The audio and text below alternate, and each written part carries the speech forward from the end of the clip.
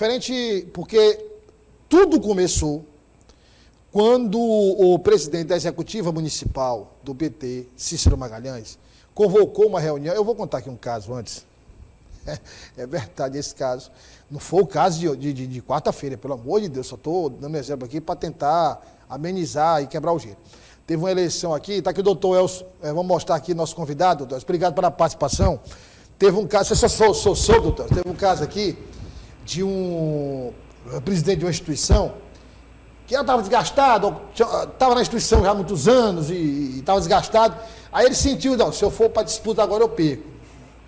Então o que é que eu vou fazer e tal? Aí ele, de repente, convoca a reunião dos integrantes do diretório para a votação. Aí está lá na porta do órgão o seguinte: convocamos os integrantes do diretório e tal, para a votação, com vistas a eleger a nova diretoria, marcada para as 5 horas. Beleza. Dia tal. No dia tal, todo mundo está lá na fila, 5 horas da tarde. E aí está lá o vigia falou, mas vocês estão fazendo o que aqui? Não, a gente veio para a votação. Disse, não, a votação ocorreu. Não, ocorreu o quê? Não, ocorreu 5 horas da manhã. Aí falou, 5 da manhã? Digo, 5 horas é 5 da manhã. 5 da tarde são 17 horas. Aí, doutor, foi esse o mecanismo que ele usou. E não pode ser contestado, porque ele tem razão. 5 horas são 5 da manhã, 17 e tal. Por poder, mas enfim, não é o caso, eu estou só citando aqui para quebrar o gelo. Na verdade, o que é que aconteceu? Foi convocada uma reunião ontem pelo presidente da Executiva Municipal e 10 integrantes do diretório do PT foram trocados. E aí, o que é que os partidários do deputado estadual Fábio Novo dizem? Olha, todos os 10 votavam em Fábio Novo. Você que nos acompanha lembra que nós tratamos dessa história lá atrás, quando essa questão foi levantada, o que podia, o que não podia, se o que valia era a tendência, ou eram os votos, as pessoas, para tirar, pode tirar de forma unilateral, quer dizer, de acordo com a vontade do presidente, ou tem que ter um processo. Por isso que nós estamos com um especialista em direito constitucional e eleitoral, doutor Elcio, obrigado pela presença. Vamos começar assim com o geral, doutor Elcio, depois a gente parte para o específico. Via de regra, o que é que esses estatutos partidários definem em relação aos integrantes do diretório e especificamente na hora das votações? Douglas, perfeito. Boa tarde a todos que nos estão vendo. E é interessante isso que você falou, que o que rege o diretório, seja municipal, seja estadual, seja nacional, é o estatuto do partido. E o que em regra o estatuto fala? Ele fala que os filiados podem votar nessas prévias. Lembrando que isso não é uma convenção partidária. A convenção partidária é a que escolhe de fato o candidato que será registrado junto à Justiça Eleitoral. Aqui é uma só ano que vem, só em ano eleitoral. E ocorre do dia 20 de julho a 5 de agosto. Isso que nós estamos falando são que chamamos de prévias partidárias, ou então uma convenção interpartidária. Só para quem está nos acompanhando, que é muito tradicional, o doutor Elcio falou em prévias, as prévias norte-americanas, dos Estados Unidos. Perfeito. Né? As prévias perfeito. Que o Partido Democrata faz, o Partido Republicano isso. faz. É exatamente isso. É exatamente isso. O que está acontecendo no caso concreto aqui do PT municipal? Nós possuímos 2 nomes que estão à disposição do partido e os 2 nomes estão lutando para ser os mais votados dentro do partido. E lá no PT municipal, a escolha se dá não através de todos os filiados, como em outros partidos políticos é possível. Lá se dá através dos delegados. Se eu não me engano, é em torno de 45 delegados. Isso, exatamente. Então, esses 45 delegados, eles vão escolher quem é o pré-candidato oficial do PT. Porque qualquer pessoa hoje pode ser pré-candidato, mas pelo PT somente vai ser essa que vai ser escolhida por esses delegados. Agora, esses delegados, segundo o que já se apurou, foram, por exemplo, antes da troca dos 10, os 45 eram aqueles que tinham votado na eleição para o diretório municipal do partido, entre Cícero Magalhães e Gilberto Paixão. Inclusive, o vencedor foi Cícero Magalhães. Então, esses 45 permaneciam até ontem. Sim. Aí, doutor Elcio, me diga uma coisa. É possível, aqui a gente está falando, claro, como o doutor Elcio disse, olha, cada partido tem ali algumas especificidades, ou seja, todos podem votar, todos os filiados, não, só os delegados, enfim. Mas, em geral, esses delegados podem ser trocados assim, com a canetada, ou tem que haver um processo para ouvir o delegado, tem que provar que aquele delegado cometeu determinados atos para ser expulso? Qualquer intervenção, seja da diretoria do Diretório Municipal, ou então uma intervenção até mesmo vinda do Diretório Estadual ou do Diretório Nacional, ela precisa ser fundamentada. E a mudança de um delegado, ela pode se dar de que maneira, Douglas? Eu, delegado, estou adoentado, ou então não me sinto à vontade para votar e abro mão disto. É uma possibilidade. O próprio delegado? O próprio delegado. Agora, vindo de cima para baixo, não. Há uma necessidade de um procedimento interno dentro do partido e com fundamentos para que haja essa troca.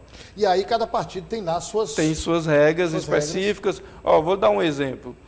Tem partido político que exige que esteja adimplente com a contribuição partidária.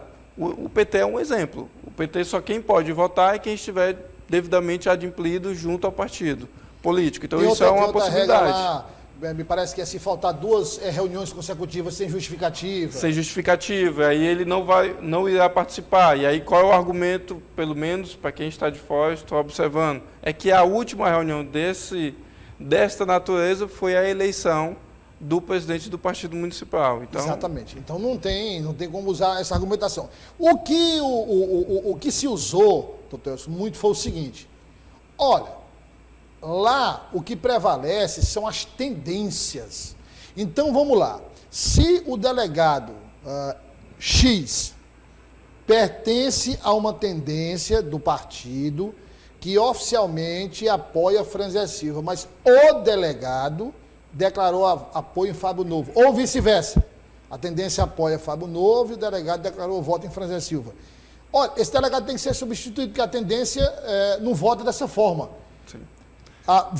Olhando a legislação partidária, o que se observa de regra é que o voto ele é do delegado. Não tem quer dizer, o delegado ele pode escolher livremente em quem ele vai votar. Podemos levar em comparação, para a gente ter um melhor entendimento, as bancadas dentro da Assembleia, dentro do Congresso Nacional. O deputado ele faz parte daquela bancada partidária, mas ele não é obrigado, na prática, a seguir a orientação do partido. Então o partido orienta para votar, por exemplo, sim em relação ao projeto. Eu oriento a bancada, o líder da bancada diz, a orientação da liderança é que vote sim. Mas um deputado pode votar não. Pode. Ele pode sofrer, inclusive, sanção dentro do partido político, mas ele pode votar não. E esse caso, dentro de um partido político, é o que chamam de correntes ideológicas dentro de um próprio partido político. Isso é muito subjetivo, para eu dizer, olha, essa corrente é do candidato tal. Eu entro numa discussão ideológica, filosófica, histórica do filiado lá, do delegado, que pode gerar até uma insegurança jurídica para aquela eleição intrapartidária. E judicializar uma eleição intrapartidária, eu acredito que não seja o melhor caminho. Não seja o melhor caminho. Quer dizer, aí a gente pode afirmar que é começar errado, né? É começar uma discussão dentro do próprio partido, dentro da própria base. Bem, o estatuto, ele serve exatamente para isso. Ele é o que nós chamamos da lei do partido. Existe uma lei federal que trata só de partidos políticos, mas ela mesma aduz nos seus artigos, Douglas, que cada partido político terá um estatuto para regulamentar as suas escolhas, seja escolha de projeto de governo, seja escolha de pré-candidato, seja escolha para candidatos. Agora, doutor, me diga uma coisa, essa lei que rege os estatutos dos partidos, ela impõe limites, impõe condições, ou o partido, digamos, pode criar um regimento interno a seu bel prazer? Vamos lá. A lei dos partidos políticos, a 9.096, de 1995, ela delimita alguns direitos e deveres dos partidos políticos. Só que há situações que devem ser regulamentadas, como qual o filiado que pode participar de uma eleição para presidente do partido, ou então para a escolha de um pré-candidato.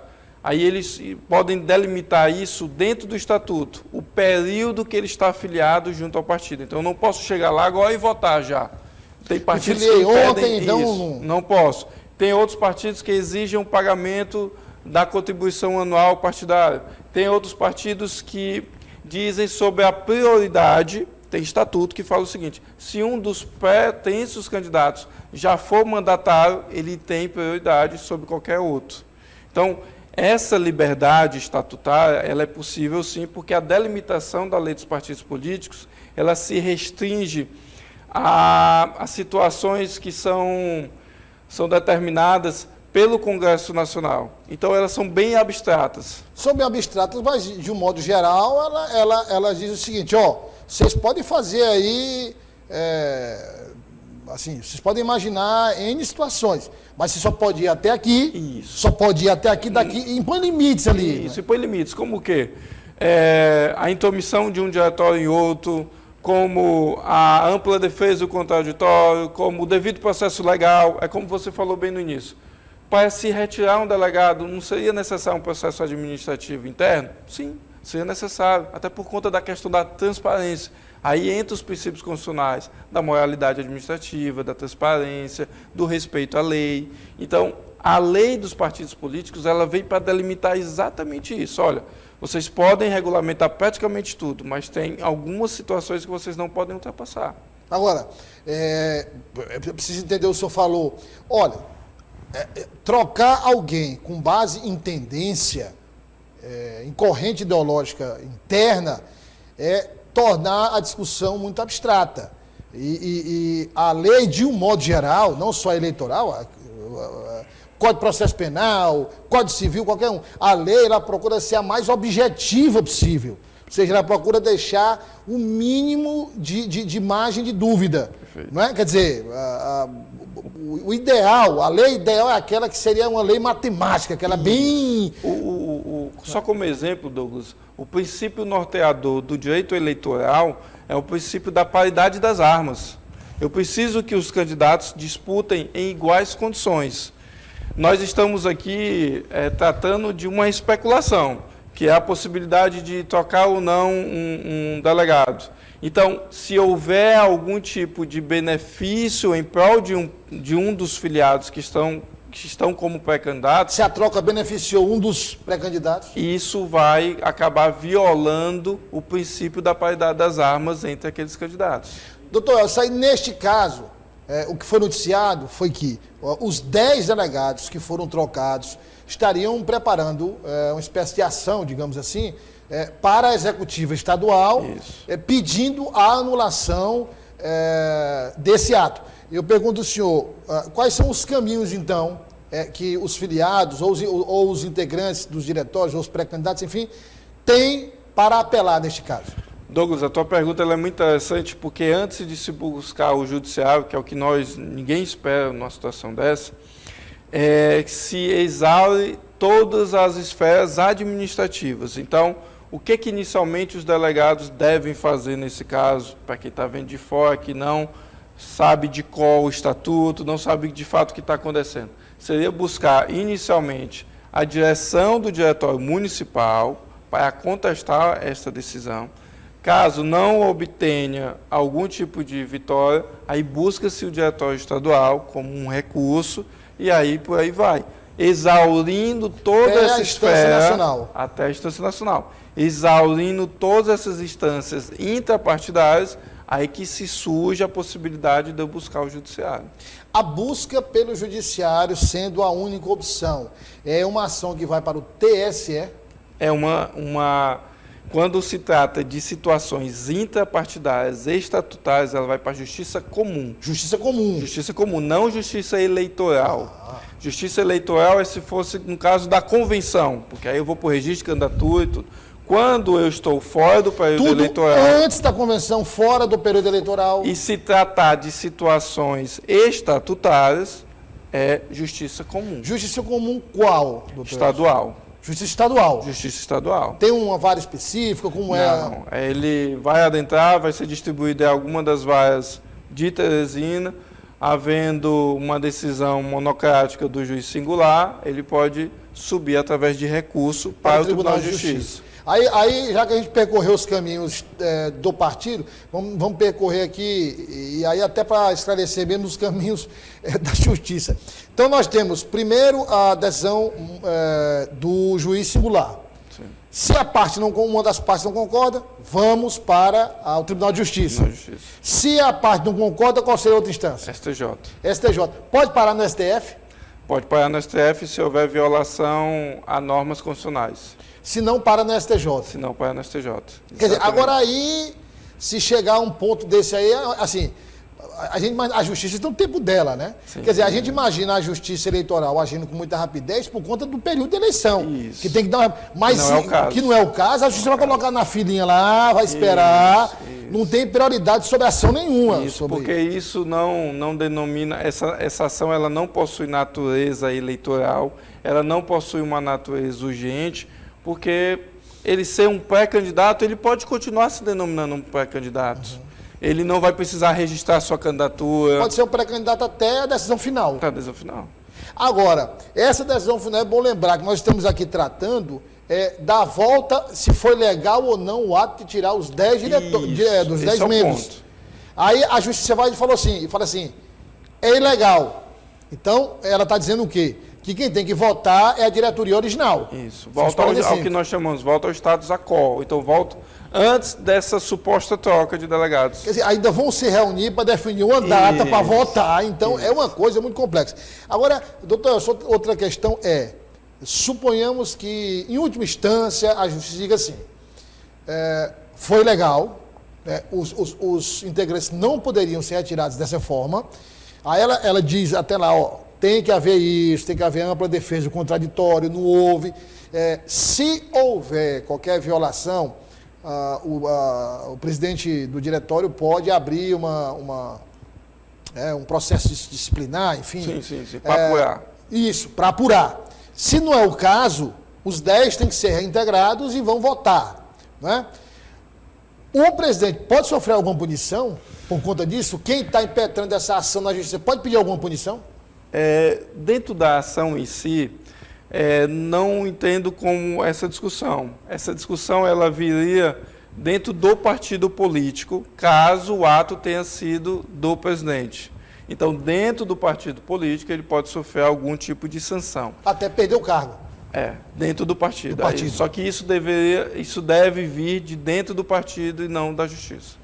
Isso deve ser iniciado no partido e terminado no partido. No partido. Perfeito. Quer dizer, aí seria uma segunda etapa. Exatamente. Então ficou muito claro para você que nos acompanha que uma coisa é ato de pré-campanha, outra coisa é ato de campanha eleitoral, de pré-campanha, mas já avisando as convenções, que aí chegando lá nas convenções, qualquer tipo de problema aí sim já é a justiça eleitoral. Perfeito. Né? Até agora, tudo isso pode ser decidido na justiça, mas na justiça comum.